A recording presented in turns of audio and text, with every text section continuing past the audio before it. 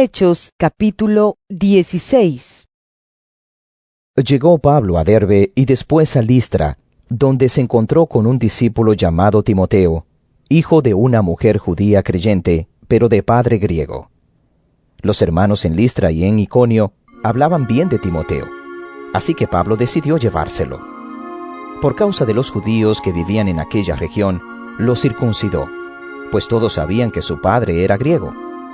Al pasar por las ciudades, entregaban los acuerdos tomados por los apóstoles y los ancianos de Jerusalén, para que los pusieran en práctica, y así las iglesias se fortalecían en la fe y crecían en número día tras día. Atravesaron la región de Frigia y Galacia, ya que el Espíritu Santo les había impedido que predicaran la palabra en la provincia de Asia. Cuando llegaron cerca de Misia, intentaron pasar a Bitinia, pero el Espíritu de Jesús no se lo permitió. Entonces, pasando de largo por Misia, bajaron a Troas.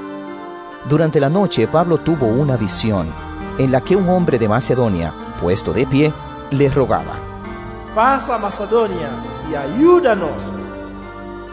Después de que Pablo tuvo la visión, enseguida nos preparamos para partir hacia Macedonia, convencidos de que Dios nos había llamado a anunciar el Evangelio a los macedonios. Zarpando de Troas, navegamos directamente a Samotracia y al día siguiente a Neápolis.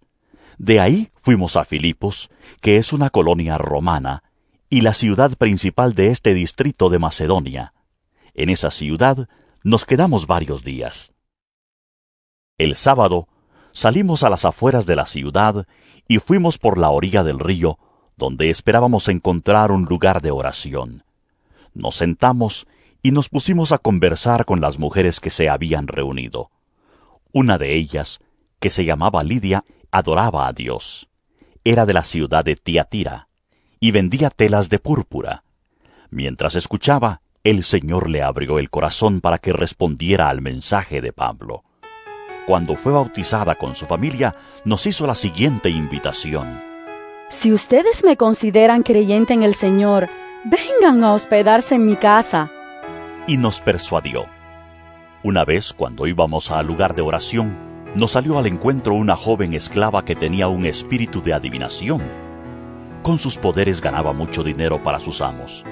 Nos seguía a Pablo y a nosotros gritando: «Estos hombres son siervos del Dios Altísimo y les anuncian a ustedes el camino de salvación». Así continuó durante muchos días. Por fin Pablo se molestó tanto que se volvió y reprendió al espíritu. «En el nombre de Jesucristo te ordeno que salgas de ella». Y en aquel mismo momento el espíritu la dejó.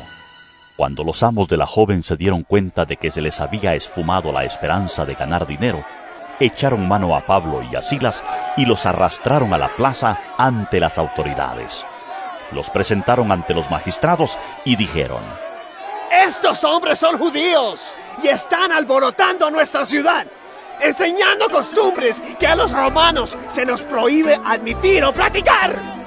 Entonces la multitud se amotinó contra Pablo y Silas, y los magistrados mandaron que les arrancaran la ropa y los azotaran. Después de darles muchos golpes, los echaron en la cárcel y ordenaron al carcelero que los custodiara con la mayor seguridad. Al recibir tal orden, éste los metió en el calabozo interior y les sujetó los pies en el cepo.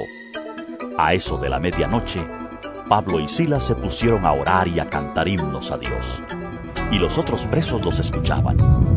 De repente se produjo un terremoto tan fuerte que la cárcel se estremeció hasta sus cimientos. Al instante se abrieron todas las puertas y a los presos se les soltaron las cadenas. El carcelero despertó y al ver las puertas de la cárcel de par en par, sacó la espada y estuvo a punto de matarse porque pensaba que los presos se habían escapado. Pero Pablo le gritó: «No te hagas ningún daño, todos estamos aquí». El carcelero pidió luz, entró precipitadamente y se echó temblando a los pies de Pablo y Silas. Luego los sacó y les preguntó: «Señores, ¿qué tengo que hacer para ser salvo?» «Cree en el Señor Jesús, así tú y tu familia serán salvos». Le contestaron. Luego les expusieron la palabra de Dios a él y a todos los demás que estaban en su casa. A esas horas de la noche, el carcelero se los llevó y les lavó las heridas. Enseguida fueron bautizados él y toda su familia. El carcelero los llevó a su casa, les sirvió comida y se alegró mucho junto con toda su familia por haber creído en Dios.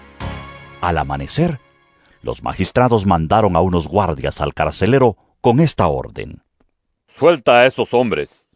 El carcelero, entonces, le informó a Pablo: Los magistrados han ordenado que lo suelte, así que pueden irse, vayan en paz. Pero Pablo respondió a los guardias: ¿Cómo? A nosotros, que somos ciudadanos romanos, que nos han azotado públicamente y sin proceso alguno y nos han echado en la cárcel, ¿ahora quieren expulsarnos a escondidas? Nada de eso. Que vengan ellos personalmente a escoltarnos hasta la salida. Los guardias comunicaron la respuesta a los magistrados.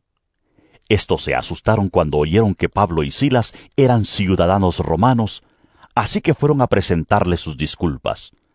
Los escoltaron desde la cárcel, pidiéndoles que se fueran de la ciudad. Al salir de la cárcel, Pablo y Silas se dirigieron a la casa de Lidia, donde se vieron con los hermanos y los animaron. Después se fueron.